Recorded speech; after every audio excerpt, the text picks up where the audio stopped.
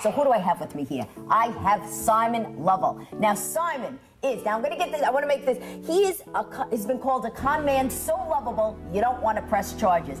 He is the winner of the coveted Merlin Award, which is like getting an Oscar for the actors. And he is in the Record Holders Republic book for having the longest running off-Broadway one-man show. It's been how many years? It's in its 5th year now. 50? Yes. Oh, and what is it called? Strange and Unusual Hobbies.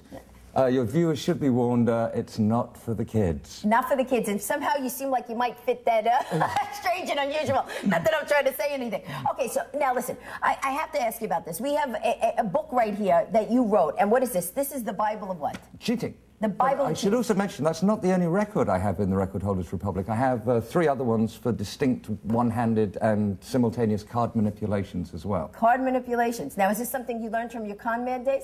Well, yeah, and over the years I've picked up a few tricks of the trade or two. You know, I should have actually checked what jewelry I had on before we started the show and just looked around the studio.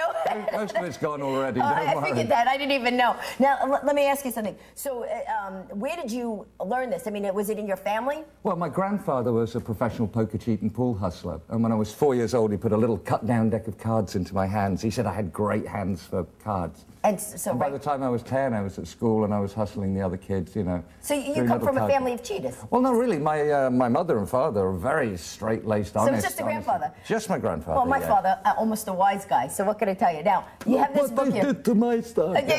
You know.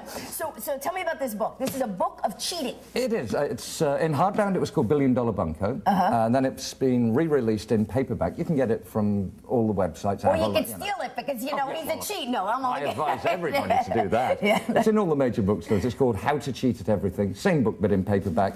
And basically, it's a Bible of cheating. It'll take you through bar bets, street hustles. Street hustles like the ones they do in Manhattan, you know, with absolutely. The 3 shells? You yep, have that that's type of in thing? here, yeah. And what other things? Carnival games.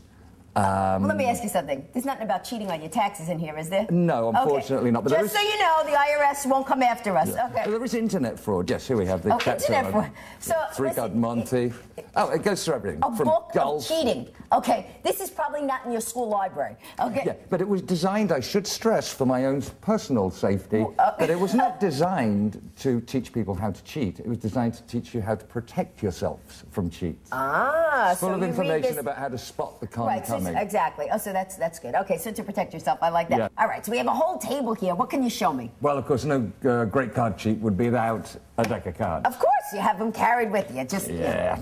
So let's just say, we'll play a little game here. Okay. Let's just say I could casually shuffle a deck of cards. Just like that. Yeah. Not that you've not done it once or twice before. Oh, just a couple of million times. Do a casino strip card, just as you'd see them do in blackjack. Okay. Well, let's say for fun. Yeah. And a bit of awesome talent. Yes. I could have 4 aces on the bottom of the deck.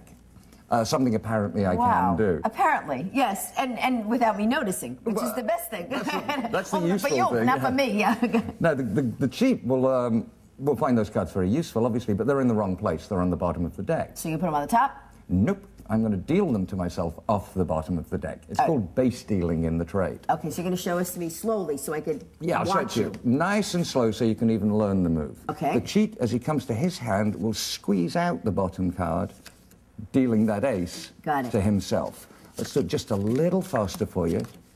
You see when it's a little faster, it's a little harder to see. Okay. Just for fun, let's put an ace face up, because then you'll really get to see how it's done properly. See how that card just squeezes out? Squeeze it right out there without the person, and you have the hand covering it, so you can't even notice it. Absolutely, yeah. The back of my hand is completely concealing that from you. Now, here's what's interesting. The cheat will also bottom deal, or base deal, on the last card. It doesn't have to, but it keeps the action looking identical. So your cheat. So the whole thing is to make it just look like one big flow, so you totally don't know what's happening. Absolutely. And nobody gets suspicious that you have 4 aces. No. Well, you'd never deal yourself 4 aces. No, I know. But this is a television show. Yeah, right, exactly. So what's someone do with it for the purposes? And lucky you, I didn't get you to put money on the table. No, no, I would not bet money knowing your credentials. You've been on like 500 different television shows. You're used to working everything here. Yeah, behind the scenes, in front of the scenes, no. So show me like how I wouldn't notice. How it's really used. How it's really used. Well, first of all, let's give him a little cut. Okay, well, of course, you got to make balance in the game. Right, exactly. But I'm not going to start with the aces on the bottom. No. Nor am I going to start with the aces on the top. Now, you know where they are at this moment. Not quite, but I know how to find them. You see, I'm going to try, because it's your TV show, it's an important show, so let's try and do something really fancy pants for you. Fancy pants. I like that. You know, when you do it properly, it's really tough to see, isn't it, which hand I'm cheating to? Are you doing it now? Oh, yeah. Wait a minute, it looks like you're just dealing the cards. That's the whole point. I know that's the whole point, but I want to know what you really did. I thought you just dealt the cards. Which hand do you think I cheated on? Oh, well, maybe the one closer to you. Okay, well, let's have a look and see what everybody's got. Okay. This guy's got 5, 6, 7, 9. He's got 4 cards to a straight, and he's got a middle straight as well. He could pull an 8 and pull a straight both ways. Okay, fine. It's always nice to have people against you, you know? Yeah. This guy's got a pair of 3s. Okay, well, that's may stick along for the ride. Okay. This guy's got 4, 5, 2, 9, 9. That's not nothing. So nothing much there. Okay. And what about me? What'd you deal me? I dealt you a pair of 4s and an ace. All right, so I see what you gave me.